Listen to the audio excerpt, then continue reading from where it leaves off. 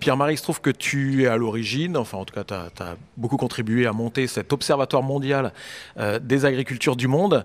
Donc évidemment un lieu privilégié pour observer un petit peu les grandes tendances à l'œuvre en matière d'agriculture dans le monde. Et peut-être en quelques grandes lignes nous expliquer ce que représente effectivement l'agriculture familiale, puisqu'on en parle beaucoup là depuis le début de cette émission, mais en gros, quel est le pourcentage de production, de surface cultivée par l'agriculture familiale? Enfin, qu'est-ce qu'elle représente véritablement en fait, par rapport à une agriculture plus industrialisée, s'il fallait l'opposer à une agriculture industrialisée? Ok, merci Damien. Juste pour faire un bref commentaire, cette initiative, donc Observatoire des agricultures du monde, est née suite à la crise alimentaire de 2008, alors qu'on voit s'opposer deux grands modèles, à travers les accaparements fonciers d'un côté et l'agriculture familiale de l'autre côté. Notre souci a été de dire qu'il faut documenter ce processus, il faut pouvoir quantifier justement le nombre d'agriculteurs familiaux, et surtout il faut pouvoir quantifier et mettre en comparaison les performances de ces deux grands types de systèmes.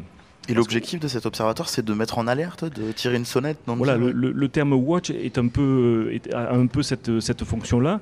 Et l'idée, c'est d'alimenter le débat politique à partir de données qui soient validées au plan statistique et au plan scientifique. C'est-à-dire reposer sur une définition de l'agriculture familiale. Et à cette occasion, on s'est aperçu que la FAO, au moment où on a lancé l'année de l'agriculture familiale, n'avait pas de définition de l'agriculture familiale, ce qui pose un problème pour la retranscrire dans les statistiques et savoir exactement combien elle pèse. C'est-à-dire que vous voyez une crise alimentaire ou vous voyez un problème sur une denrée, vous allez dire il se passe quelque chose, on va faire quelque chose Pour le moment, on n'en est pas là. On en est à mettre en place les outils méthodologiques qui vont permettre justement de renseigner, de sortir un petit peu des approximations. Alors, les approximations sont très importantes. On sait que c'est massif, mais on ne sait pas précisément dans tel pays combien d'agriculteurs familiaux il y a.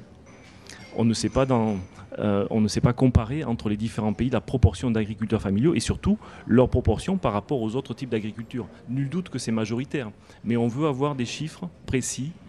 On veut avoir des chiffres précis pour informer le débat sur les politiques. Et on veut aussi aller au-delà de ce comptage, de cette estimation des grands nombres, pour pouvoir définir quelles sont les performances. Souvent, comme vous l'avez dit, on a des représentations qui sont erronées de l'agriculture familiale. On l'associe à la pauvreté, on l'associe à une façon de travailler qui n'est pas, entre guillemets, moderne. Et donc on veut pouvoir renverser un petit peu ces images-là en documentant beaucoup mieux quel est le poids et surtout quelles sont les performances de l'agriculture familiale. Oui, parce que tu parlais des images, mais il faut peut-être rappeler qu'un grand paysan bosseron avec des hectares et des hectares de céréales, c'est de l'agriculture familiale à partir du moment où c'est de l'agriculture familiale qui a bénéficié à un moment donné de soutien, souvent de soutien public, pour se développer. Effectivement, au niveau mondial, on a une très grande diversité de situations. Et c'est cette diversité de situations qui parfois pose problème qu'on veut éclairer par des données qui soient le plus objectives possible. Donc c'est-à-dire qu'il y a en ce moment actuellement un gros travail de données qui est mis en œuvre et dont on peut attendre des résultats d'ici... Voilà, il y a un travail méthodologique qui est fait pour être mis en œuvre au niveau de la FAO et on est en plein dans l'actualité parce que même si c'est une initiative qu'on a portée pendant de nombreuses années, par la voix de Marcela Villarreal, on vient d'annoncer que l'Observatoire des agricultures du monde sera un outil pour aller au-delà de 2014, au-delà de cette célébration de cette année, pour documenter les changements en cours dans les structures de production. Parfait. Vous avez un site où on peut retrouver ça? Oui, il y a un site worldagriculturewatch.org. Très bien. Merci Damien.